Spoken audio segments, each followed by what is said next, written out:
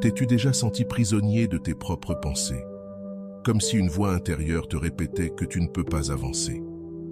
Dans cette vidéo, nous allons explorer comment le bouddhisme nous aide à identifier et à surmonter les barrières mentales qui nous empêchent d'atteindre la paix intérieure et la clarté. Nous découvrirons les 5 obstacles que la tradition bouddhiste désigne comme les principaux freins sur le chemin spirituel. Et surtout, nous verrons des techniques concrètes pour nous en libérer. Si tu es prêt à transformer ton esprit et à te libérer de tes propres limitations, alors embarque avec nous dans ce voyage vers l'illumination, l'origine de nos barrières mentales. Selon la perspective bouddhiste, nos limitations mentales ne sont ni des punitions ni des défauts définitifs. Ce sont des nuages passagers qui troublent la clarté naturelle de notre esprit. Elles naissent de notre ignorance fondamentale, cette idée fausse selon laquelle il existerait un moi fixe, séparé et permanent. C'est cette illusion qui génère notre souffrance, car de cette croyance naît l'attachement, le rejet et la confusion. En pensant que nous sommes ce moi isolé, tout ce qui menace sa stabilité nous angoisse et tout ce qui le flatte éveille en nous le désir. Ainsi, jour après jour, nous construisons une prison invisible faite de pensées, d'émotions et d'habitudes répétitives. Ces barrières ne se trouvent pas à l'extérieur, mais dans la manière dont nous interprétons ce qui nous arrive. Le bouddhisme enseigne que tout ce que nous expérimentons passe d'abord par le filtre de notre esprit. Et si cet esprit est déformé par des croyances limitantes, des désirs compulsifs ou des peurs enracinées, alors nous voyons la réalité comme à travers un miroir brisé. Ce n'est pas le monde qui est hostile, c'est notre regard qui est embrouillé. Les 5 obstacles. L'un des enseignements les plus puissants du Bouddha concerne les 5 obstacles mentaux. Ce sont des états intérieurs qui bloquent la pleine conscience et empêchent une méditation profonde. Mais avant de les examiner un à un, il faut comprendre une chose essentielle. Ces obstacles ne sont pas des ennemis à combattre, mais des signaux. Ils nous montrent où nous sommes coincés. En les reconnaissant sans jugement, avec attention et compassion, nous pouvons commencer à les dissoudre. Prenons un exemple. L'anxiété que l'on ressent parfois avant une décision importante. Ce n'est pas juste de la peur. C'est souvent un mélange d'attachement à une image idéale de nous-mêmes, de rejet de l'incertitude et de doutes paralysants sur notre propre capacité. Cette anxiété est le résultat de plusieurs barrières mentales activées en même temps. Le Bouddha n'a jamais promis de supprimer les problèmes du monde, mais il a montré comment transformer notre relation à ces problèmes. Il a enseigné que l'esprit peut être entraîné, que nous pouvons apprendre à observer nos pensées sans y croire aveuglément, et que derrière ce bruit mental, il existe une conscience claire, stable et compatissante qui attend d'être redécouverte. Comprendre cela, c'est saisir que nos barrières ne sont pas des failles de caractère. Ce sont des habitudes mentales que nous avons renforcées, parfois pendant des années, sans même nous en rendre compte. Et si elles ont été créées, alors elles peuvent aussi être défaites. C'est là le véritable pouvoir de la pratique bouddhiste. Nous montrer que la liberté ne se trouve pas à l'extérieur, mais en nous-mêmes. Avant de continuer, si tu n'es pas encore abonné à ma chaîne YouTube, je t'invite à le faire dès maintenant. En t'abonnant, tu seras informé de toutes mes nouvelles vidéos, ce qui te permettra de ne rien manquer de contenu précieux. Le désir des sens, l'envie qui nous attache. Parmi toutes les barrières mentales, le désir des sens est peut-être la plus difficile à repérer et, paradoxalement, la plus normalisée dans notre vie quotidienne. Ce désir ne se limite pas au domaine sexuel, bien qu'il en fasse partie. Il englobe tous les plaisirs sensoriels. Nourriture, musique, réseaux sociaux, divertissement, confort matériel. Tout ce qui active nos sens et nous procure du plaisir, même brièvement, peut devenir un attachement obsessionnel. Le bouddhisme ne condamne pas le plaisir. Manger un plat savoureux, écouter une belle musique ou contempler un paysage magnifique ne pose aucun problème. Ce qui transforme le plaisir en barrière, c'est l'attachement. Cette voix intérieure qui dit « J'ai besoin de ça pour me sentir complet ». Et quand cela nous manque, on souffre. Le désir sensoriel est un piège, car il nous fait croire que le bonheur dépend de ce que l'on obtient, au lieu de dépendre de la manière dont on vit. Ce désir se déguise souvent en motivation, mais c'est une chaîne subtile. On veut plus, plus vite, plus fort. Et dans ce cycle de vouloir et consommer, l'esprit s'agite, se disperse, s'insatisfait. Le problème n'est pas l'objet du désir, mais notre identification à lui. On pense que si on ne l'obtient pas, il nous manque quelque chose. Et si on l'a, on craint de le perdre. De toute façon, on est prisonnier. Le Bouddha comparait ce désir à une goutte de miel sur une lame de rasoir. En la léchant, on sent la douceur, mais on se coupe. Cette coupure, c'est la souffrance inévitable liée à l'attachement. Comment s'en libérer? En méditation, ce désir se manifeste par des distractions incessantes. Dès que l'on ferme les yeux, l'esprit saute d'une image à l'autre. Ce qu'on va manger, le message qu'on attend, la série qu'on veut finir. Il n'y a ni calme, ni présence. Dans la vie quotidienne, ce désir prend la forme d'une addiction à la stimulation. On a du mal à rester immobile, collé au téléphone, à chercher des notifications comme de petites récompenses. Et quand le stimulus s'éteint, on ressent un vide. Alors, on cherche autre chose. Ce cycle consume notre attention et fragmente notre énergie. Le bouddhisme ne propose pas de réprimer le désir, mais de l'observer avec pleine conscience. Il s'agit de regarder l'envie quand elle naît, sans la suivre, sans la rejeter, juste observer. Quelle sensation surgit dans le corps? Quelle pensée l'accompagne?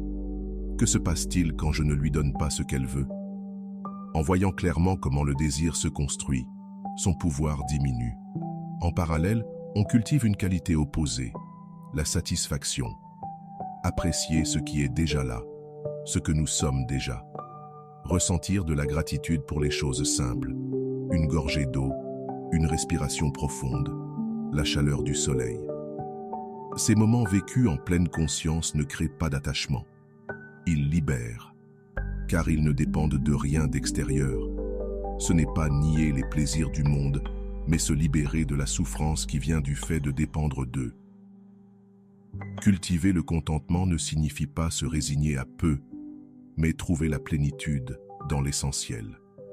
C'est une manière d'être au monde où le bonheur ne vient plus d'avoir plus, mais de nécessiter moins. Quand on peut voir le désir comme un visiteur passager et non comme un maître qu'on doit servir, on fait un pas immense vers la paix intérieure. Notre propre esprit est parfois une forme de violence subtile qui mine doucement notre confiance. La pratique consiste à reconnaître ce rejet intérieur et à le remplacer par l'acceptation. Pas une résignation, mais une acceptation lucide. Voici ce qui est, maintenant. À partir de cette acceptation, une nouvelle possibilité émerge, celle d'agir avec clarté au lieu de réagir avec colère. Le bouddhisme suggère aussi de cultiver l'équanimité. Ce n'est pas de l'indifférence, mais une forme de calme stable face au haut et au bas de la vie. C'est une sagesse qui nous rappelle que tout change. Ce qui aujourd'hui nous fait souffrir, demain peut nous enseigner, et personne n'est réduit au pire de ce qu'il a fait.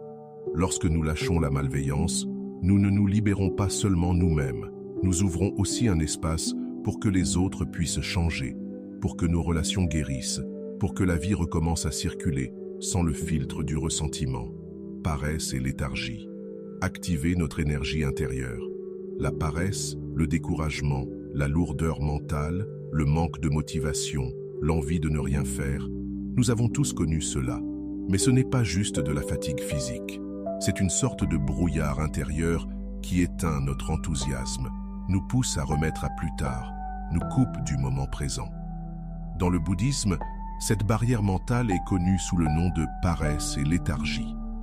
Ce n'est pas simplement une absence de productivité, mais un profond état de déconnexion avec notre vitalité. Le plus trompeur, c'est qu'elle ne se manifeste pas toujours de façon évidente. Parfois, elle se déguise en confort. Rester trop longtemps au lit, passer des heures devant un écran, éviter tout effort qui nous pousse hors de notre zone de confort. Ce n'est pas du vrai repos, c'est de l'évasion. Et plus on y reste, plus il devient difficile d'en sortir. Souvent, La paresse est une réponse à une surcharge émotionnelle. Trop de soucis, de frustration, d'autocritique. L'esprit se replie et cherche à tout éteindre plutôt qu'à faire face. On préfère endormir la conscience, non par besoin de pause, mais par peur de l'inconfort. Elle peut aussi venir d'une croyance plus profonde, celle que cela ne vaut pas la peine d'essayer, qu'on n'a pas ce qu'il faut, que peu importe ce qu'on fait, ça ne changera rien. Cette forme subtile de désespoir est une léthargie spirituelle. Elle nous coupe de notre but et nous plonge dans un état où plus rien n'a vraiment d'importance. Le bouddhisme ne combat pas la paresse avec la culpabilité ni avec la pression, mais avec une énergie consciente. Cette énergie s'appelle viriya en pali. Ce n'est ni du stress ni de l'agitation, mais une force tranquille et constante, comme celle d'un fleuve qui avance. Pour l'éveiller, il faut de la clarté. Le premier pas consiste donc à observer cette paresse avec attention. D'où vient ce manque d'envie? Qu'est-ce que j'essaie d'éviter? Quelle part de moi s'est éteinte? Ensuite, il faut réactiver l'intention. Plutôt que de penser à tout ce qu'on n'a pas fait ou à ce qu'on devrait faire, le bouddhisme nous invite à commencer par une seule action, simple et consciente. Se lever, respirer profondément, ranger un espace, faire une courte marche. Ces gestes, lorsqu'ils sont faits avec présence, réactivent l'énergie intérieure. Une autre clé, c'est l'équilibre entre effort et repos. Parfois, on devient paresseux parce qu'on s'est trop forcé et on finit par s'effondrer. Le bouddhisme enseigne la voie du milieu. L'énergie ne se force pas, elle se cultive. Comme un musicien accorde son instrument, nous devons apprendre à accorder notre esprit, pas trop tendu pour ne pas casser, mais pas trop lâche non plus. Il est aussi utile de s'entourer de sources d'inspiration. Écouter des enseignements, lire des textes qui éveillent l'esprit, méditer en groupe, ou simplement passer du temps avec des personnes qui vibrent haut. L'énergie est contagieuse, et quand elle nous manque à l'intérieur, parfois il suffit de s'ouvrir pour la recevoir de l'extérieur. L'un des antidotes les plus puissants contre la paresse, c'est la contemplation de l'impermanence. Se rappeler que le temps est limité, que ce moment ne reviendra pas, que la vie n'attend pas. Cette conscience ne doit pas créer de l'angoisse, mais une urgence douce, bienveillante. Qu'est-ce qu'on attend pour vivre avec plus d'intention? Quelle partie de notre vie est en pause, suspendue à un moment parfait qui ne viendra peut-être jamais? Activer l'énergie intérieure ne veut pas dire faire plus, mais vivre avec plus de présence. Cela signifie ouvrir les yeux à la beauté du simple, à l'étincelle qui se cache sous la fatigue. Quand on cultive cette attention vivante, même l'acte le plus ordinaire devient profond. L'esprit commence alors à s'éveiller. Agitation et remords, trouver le calme dans la tempête. Ce blocage est l'un des plus subtils et trompeurs. L'agitation est cet état mental dans lequel on ne se sent jamais complètement présent. Le corps est là, mais l'esprit saute d'un souvenir à une inquiétude, d'un regret à une peur. Et le remords, compagnon silencieux de l'agitation, est cette douleur intérieure qui surgit lorsqu'on ressent de la culpabilité pour ce qu'on a fait ou pour ce qu'on n'a pas fait. Ensemble, ils forment une barrière qui nous empêche de trouver la paix au quotidien. L'agitation se manifeste par l'anxiété, les pensées envahissantes, la difficulté à se détendre. On peut être assis en silence, sans rien faire, mais intérieurement l'esprit est comme un fleuve en crue, débordant d'images, de scénarios, de dialogues passés ou futurs. Le remords, lui, prend la forme d'une gêne morale.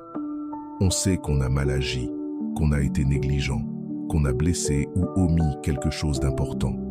Et souvent, au lieu de regarder cela avec compassion pour le corriger, on le refoule ou on se punit intérieurement.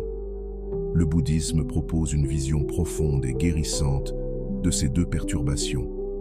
Il nous rappelle que l'esprit est comme le ciel, vaste, spacieux, naturellement clair.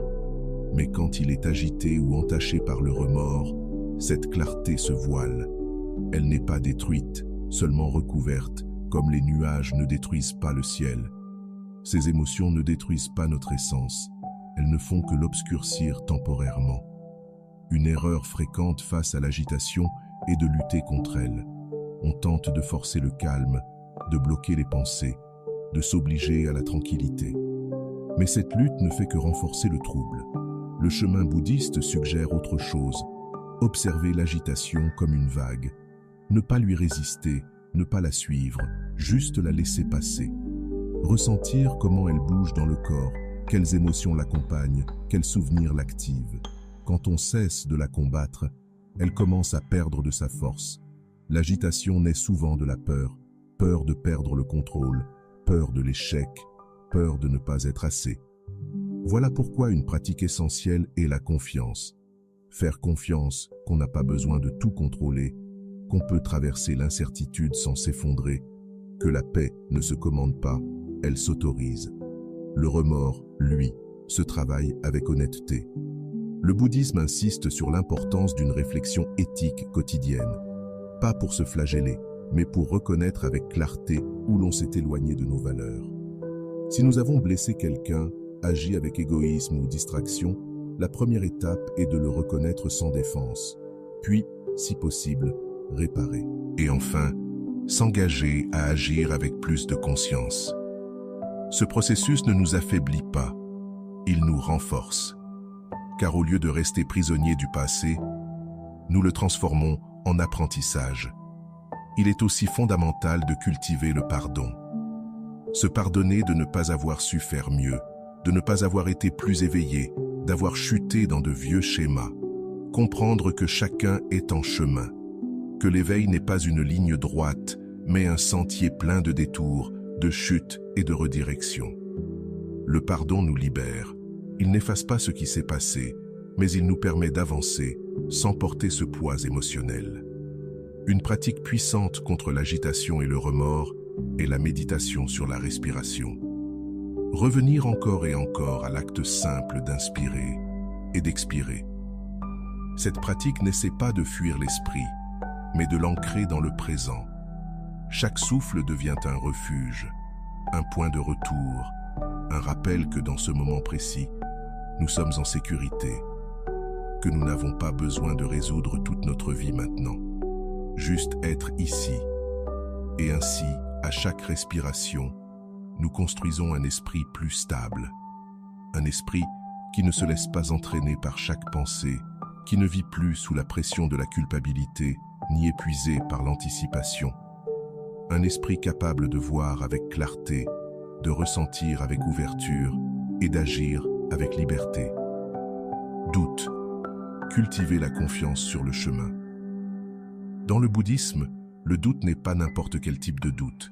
Il ne s'agit pas de la curiosité saine ni de l'esprit d'investigation. Ce genre de doute est au contraire bienvenu, essentiel même pour évoluer. Le doute qui devient un obstacle mental est celui qui paralyse, qui épuise, qui embrouille l'esprit sans permettre d'avancer. C'est un doute existentiel qui ronge de l'intérieur, qui remet en question notre pratique, nos décisions, notre valeur, voire le sens de tout. Ce doute-là prend plusieurs formes.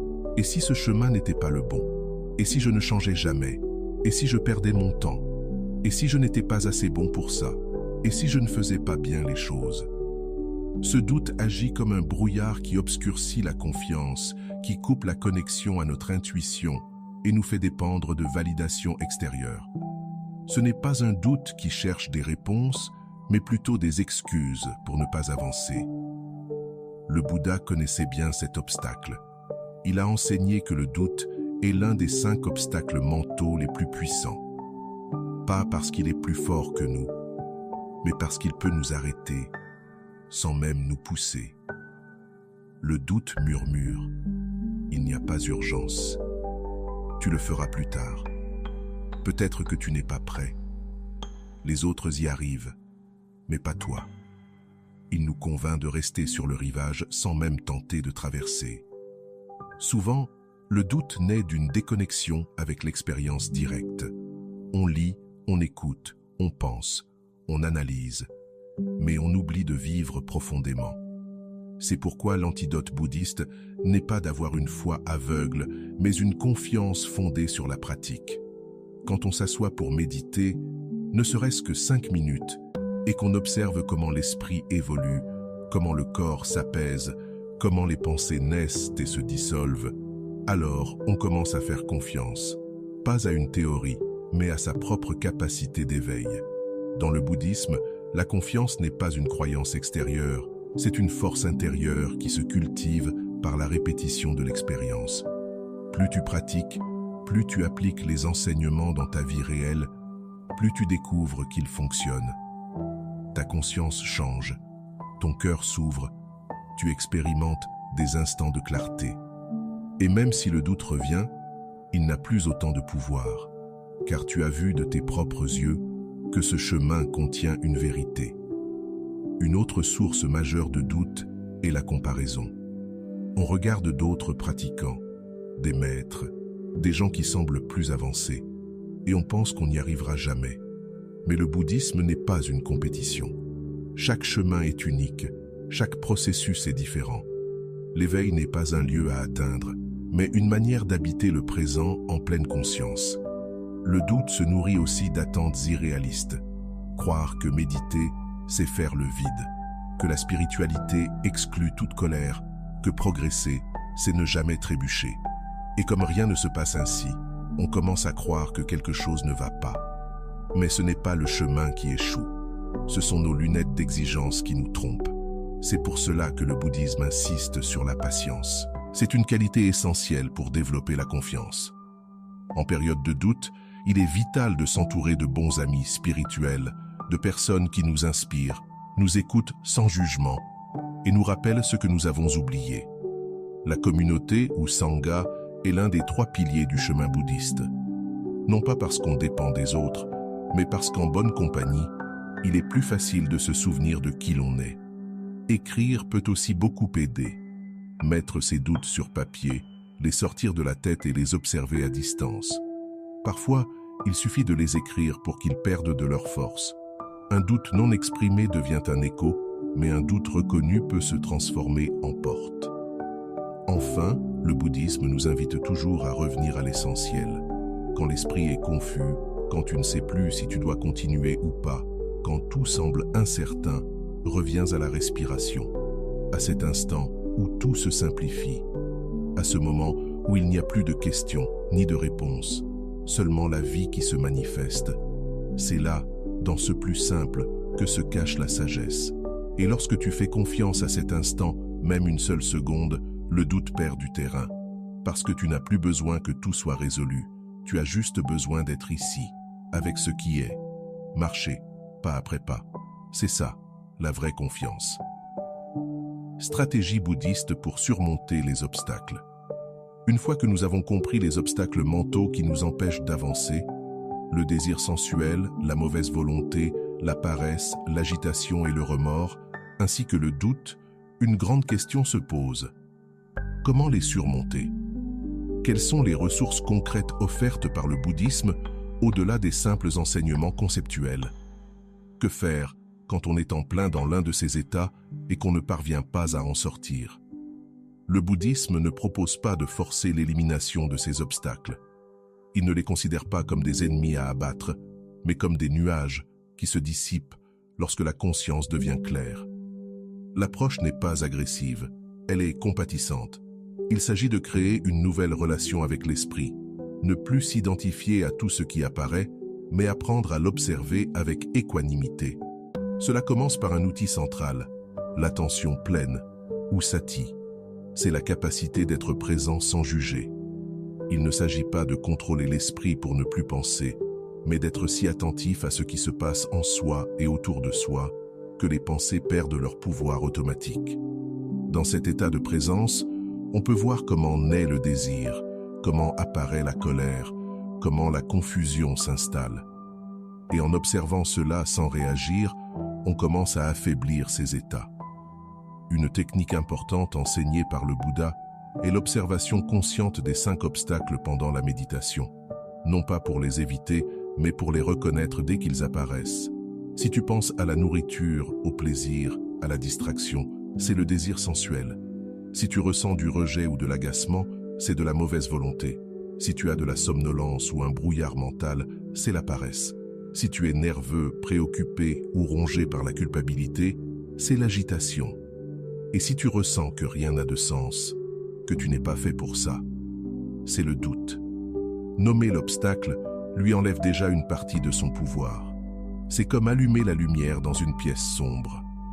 En plus de l'attention, le bouddhisme recommande de cultiver des qualités mentales opposées à chaque obstacle. Contre le désir, la satisfaction. Contre la mauvaise volonté, la bienveillance. Contre la paresse, l'énergie diligente.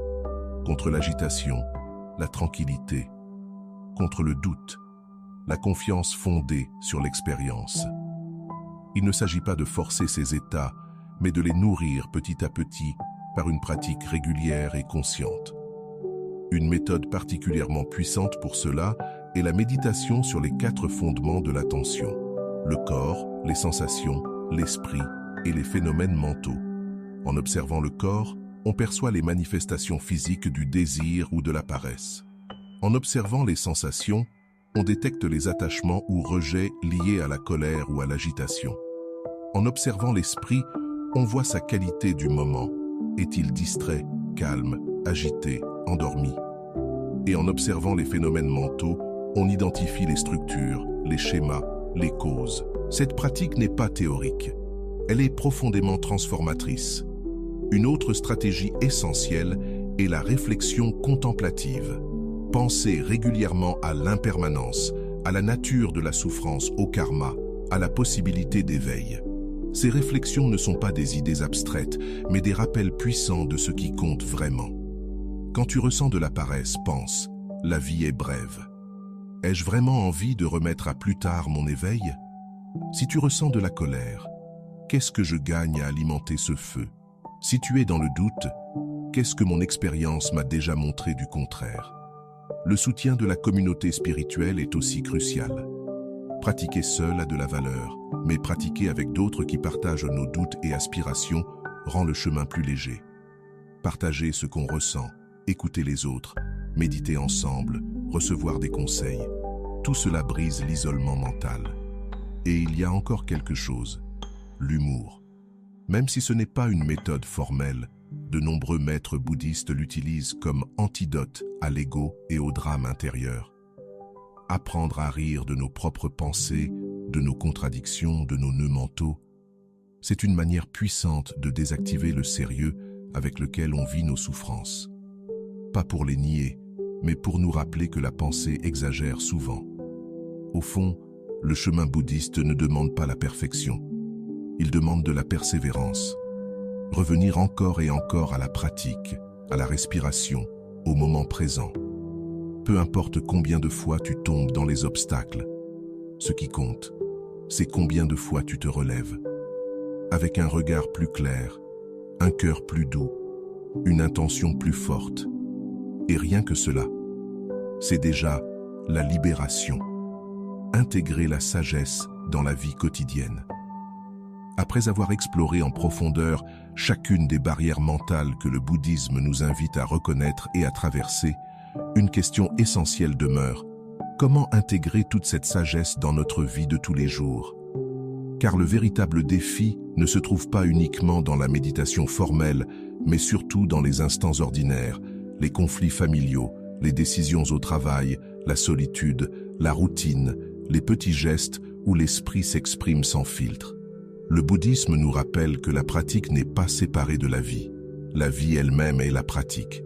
Chaque conversation difficile, chaque émotion inconfortable, chaque choix que nous faisons est une opportunité d'appliquer ce que nous avons appris. Et pour cela, nous devons garder vivante notre conscience, pas comme un état idéal ou inatteignable, mais comme une attention simple et constante. Que suis-je en train de ressentir maintenant? D'où est-ce que j'agis? Quelle est mon intention derrière ce geste ou cette parole? Face au désir, nous pouvons pratiquer le contentement. Il ne s'agit pas de réprimer ce que l'on aime, mais de se demander: cela m'apporte-t-il la paix ou m'enchaîne-t-il? Est-ce un choix conscient ou une impulsion qui me contrôle? Lorsque nous observons le désir sans nous y laisser emporter, une nouvelle forme de liberté émerge. Quand la mauvaise volonté surgit, le défi est de faire une pause, de respirer avant de répondre, de regarder l'autre avec la conscience qu'il souffre lui aussi, même si cela ne se voit pas. Se rappeler que chacun combat ses propres ombres, et à partir de là, répondre avec fermeté, mais sans venin. Lorsque la paresse nous envahit, au lieu de lutter contre elle, nous pouvons invoquer une action simple, concrète, bienveillante, ranger quelque chose, bouger le corps, faire une pause en pleine conscience. Il ne s'agit pas de faire toujours plus, mais de se reconnecter à l'énergie intérieure, toujours disponible quand on s'aligne avec un vrai sens. Face à l'agitation, revenons au corps, au présent. Ancrons-nous dans le tangible, les pieds posés au sol, la respiration, les sons autour de nous. Ainsi, peu à peu, nous cessons de vivre dans un film mental pour enfin habiter pleinement l'instant réel. Face au remords, pratiquons l'honnêteté et la réparation. Si nous pouvons demander pardon, faisons-le.